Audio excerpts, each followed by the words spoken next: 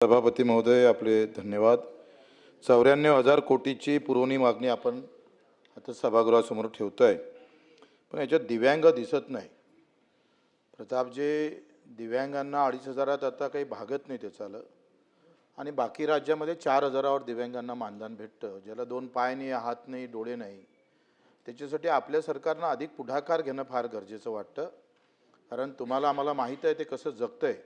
तुम्हाला किमान 2 पाय आहे, आपण श्रीमंत लोक आहोत, किमान आरोग्याच्या दृष्टिकोनातून श्रीमंत आहे, 2 कान आहे, हात आहे, पाय आहे, पण ज्याला हे काहीच नाही, त्याच्यासाठी आमच्या भूमिका काय?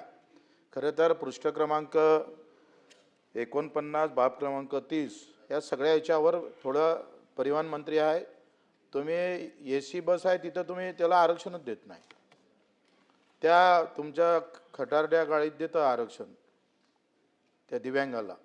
प्रतापरावजी, तुमच्याकडून अपेक्षा है, आपने झट करके निर्णय लेना जरूरी है।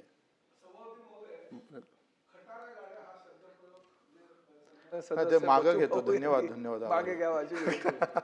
पण आता हे ज्या तातडीने उठून तुमचं लक्ष वेधण्यासाठी बोलले ते, तसंच तुम्ही आम्ही आरक्षण देऊ असं सांगितलं असतं तर अधिक बरं वाटलं असतं। आणि पणन APMC मध्ये सुद्धा बाजार समितीमध्ये 5% निधी खर्च होत नाही। राहुलजी, तुम्ही तो निर्देश दिले पाहिजे, 5% त्याचा वाटा आहे, 2016चा कायदा आहे, आणि त्याची कर्जमाफी जशी शेतकऱ्यांची झाली तशी त्या दिव्यांगांची पण कर्जमाफी होणं गरजेचं आहे। दुसरं पशुसंवर्धनचा विषय आहे, जे मेंढपाळ आता गावागावात आम्ही पाहतोय महाराष्ट्रभर आहे, ज्या मेंढपाळांनी शिवराज्यासाठी खरं तर मोठी भूमिका घेतली होती, त्या मेंढपाळ बांधवांचे हे 3 महिने फार कठीण आहे। जून, जुलै आणि ऑगस्ट त्याला कुठल्याही चाऱ्याची संधी नाही आहे, तर वनमंत्र्यांच्या माध्यमातून त्याला ती जागा दिली पाहिजे, कुठेतरी चराईसाठी हे 3-4 दिवस ठेवले पाहिजे।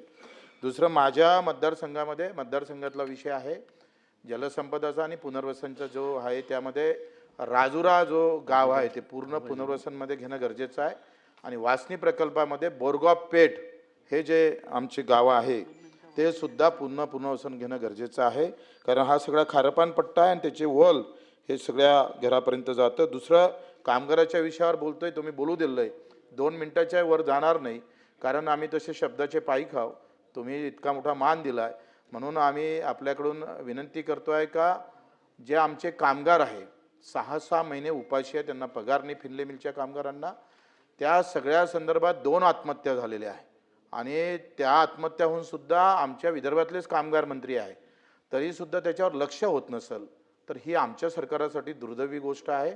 कारण प्रभू रामचंद्राचा आशीर्वाद घेऊन, छत्रपती शिवरायाचा विचार घेऊन, बाबासाहेब आंबेडकरांच्या खऱ्या अर्थानं कृतीतून चालणाऱ्या सरकारनं जर कामगाराची आत्महत्या होत असेल आणि बाजूने आमचे कामगार मंत्री असतील ते जात नसेल तर ते चुकीचं होईल, त्यावरही लक्ष वेधावं अशा प्रकारची विनंती करतो। अभ्यंकर,